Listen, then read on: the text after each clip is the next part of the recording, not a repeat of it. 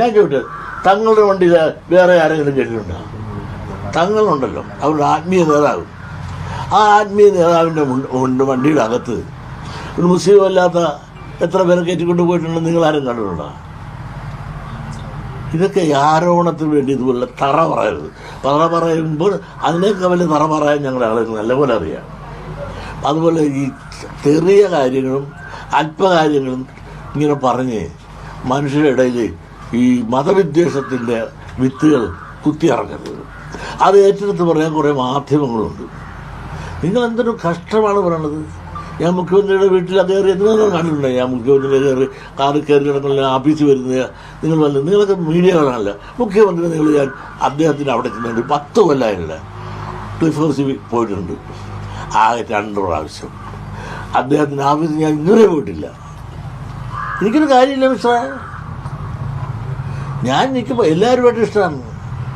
പിന്നെ കോൺഗ്രസ് ഗതികേടെ നിന്റെ പേരോ കോൺഗ്രസ് എന്ന് അറിയേണ്ടി വന്നതിൽ എനിക്ക് വളരെ ദുഃഖമുണ്ട്.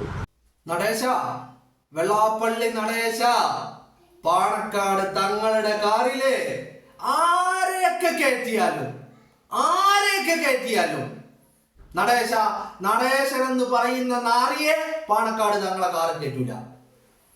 പാണക്കാട് തങ്ങളെ കാറിൽ നടേശൻ എന്ന് പറയുന്ന നാറിയെ കയറ്റൂല.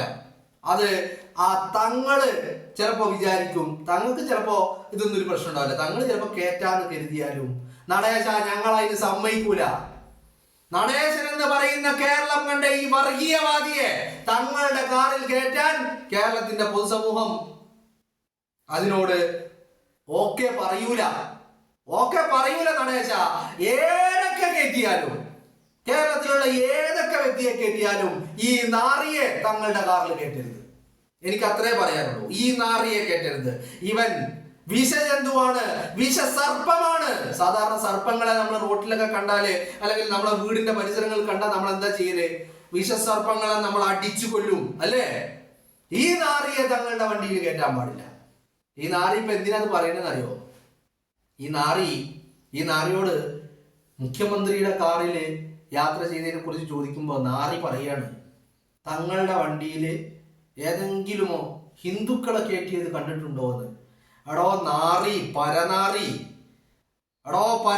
നടേശ, നീ ഒരു കാര്യം മനസ്സിലാക്കണം. എന്താ മനസ്സിലാക്കേണ്ടത്?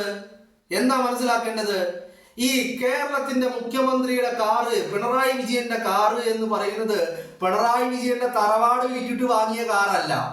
അത് കേരളത്തിന്റെ പൊതുഖജനാവിൽ നിന്ന് പണമെടുത്ത് വാങ്ങിയ വാഹനമാണ്.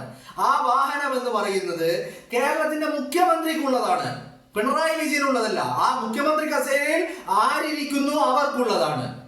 ആ കാറിൽ കയറാൻ വെള്ളാപ്പള്ളി നടേശ നിനക്ക് എന്ത് യോഗ്യത? അതാണ് ചോദിക്കുന്നത്.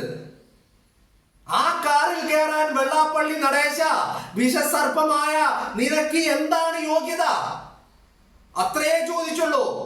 അതിനപ്പുറം ഒന്നും ചോദിച്ചില്ല. തങ്ങളുടെ മതേതരത്വം, തങ്ങളുടെ മനസ്സ്, തങ്ങളുടെ സൗഹാർദ്ദം, തങ്ങളുടെ സ്നേഹം, അതൊന്നും അളക്കാൻ നടേശ ഒരു 10 ജന്മം ജനിച്ചാലും നിന്നെ കൊണ്ട് സാധിക്കില്ല. നീ അതിനായിട്ടില്ല, വളർന്നിട്ടില്ല. നിനക്ക് എന്താകാൻ പറ്റും? കള്ള് കച്ചവടക്കാരനാവാൻ പറ്റും. നിനക്ക് എന്താവാൻ പറ്റും? നിനക്ക് ബ്ലേഡ് പലിശക്കാരനാവാൻ പറ്റും. നിനക്ക് എന്താകാൻ പറ്റും?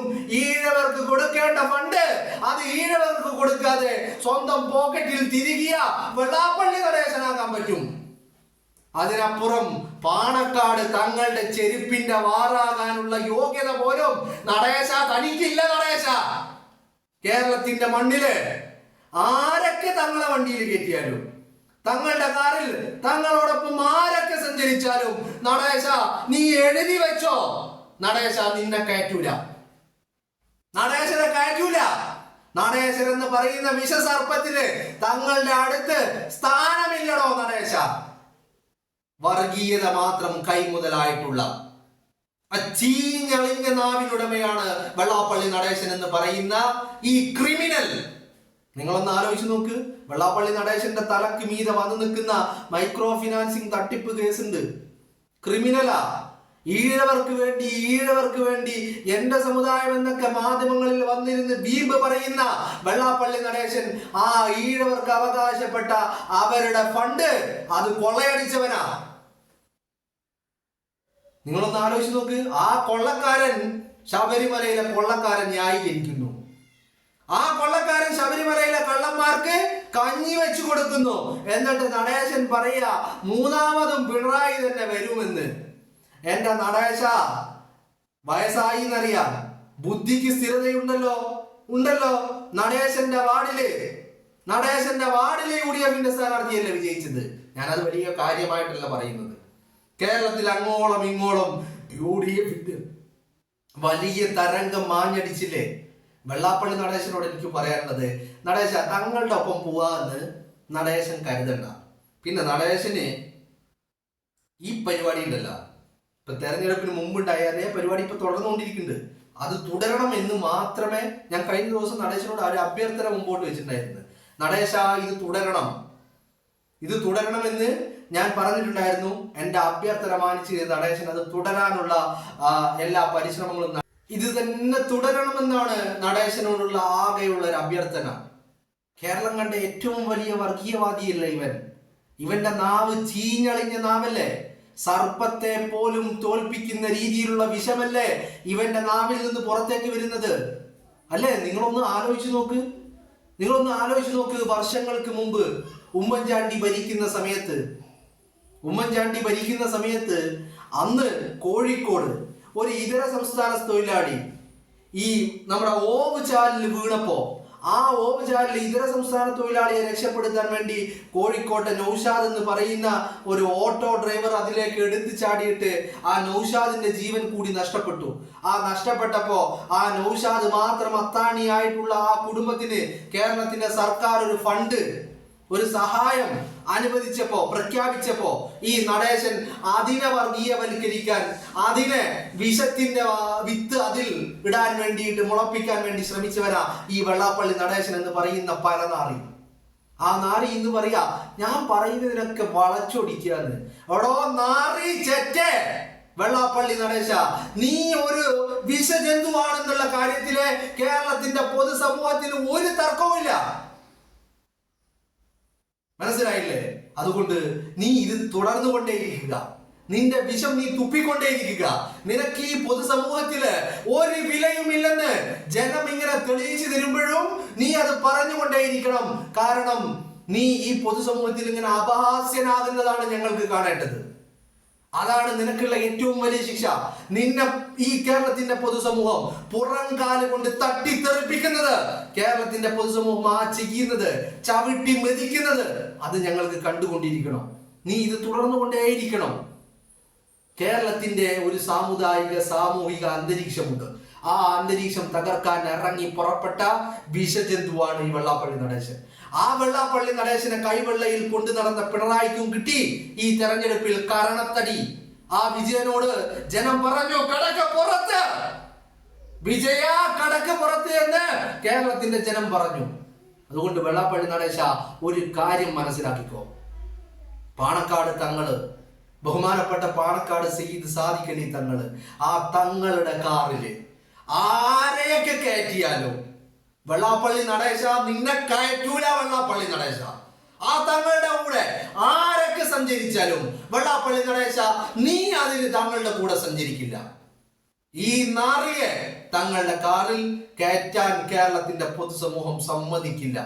അങ്ങനെ ചെയ്താൽ പാണക്കാട് തങ്ങള് കേരളത്തോട് എന്തെങ്കിലും മോശമായത് ചെയ്തു എന്ന് കേരളത്തിന്റെ പൊതുസമൂഹം സംസാരിക്കൂ. തങ്ങൾ എന്തായാലും അത് ചെയ്യൂല. വെള്ളാപ്പള്ളി നടേശ, നീ മുഖ്യമന്ത്രിയുടെ കാറിൽ വലിഞ്ഞു കയറി എന്ന് സജി ചെറിയാൻ പറയുന്നു. സജി ചെറിയാൻ പറയുന്നത് എന്താ? ആരും ആ ഡോറൊന്നും തുറന്നു കൊടുത്തിട്ടില്ല. നടേശനെ വന്നു, നടേശനെ അതിൽ കയറിയിരുന്നു. പിന്നെ പ്രായമുള്ള വ്യക്തിയല്ലേ, അതുകൊണ്ട് വലിച്ചു താഴെണ്ട എന്ന് ഞങ്ങൾ കരുതി എന്നാണ് സജി ചെറിയാൻ പറയുന്നത്. വെള്ളാപ്പള്ളി നടേശ, ഇവിടെ ഒരൊറ്റ കാര്യമുള്ളൂ. പിണറായി വിജയന്റെ തറവാട് സ്വത്തിൽ നിന്ന് വാങ്ങിയ ഏതെങ്കിലും ഒരു വാഹനത്തിലായിരുന്നു വെള്ളാപ്പള്ളി നടേശ നീ വലിഞ്ഞു കയറിയതെങ്കിൽ ഇവിടെ ഞങ്ങൾക്ക് ആർക്കും അതിനൊരു ചോദ്യമോ പറച്ചിലോ ഒന്നുമില്ല.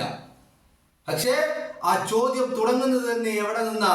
ആ ചോദ്യം തുടങ്ങുന്നത് നീ കയറിയത് പിണറായി വിജയന്റെ തറവാട് സ്വത്തിൽ നിന്നുള്ള കാറിലല്ല, മറിച്ച് കേരളത്തിന്റെ പൊതുഖജനാവിൽ നിന്ന് പണമെടുത്ത് വാങ്ങിയ കേരളത്തിന്റെ മുഖ്യമന്ത്രിയുടെ കാറില.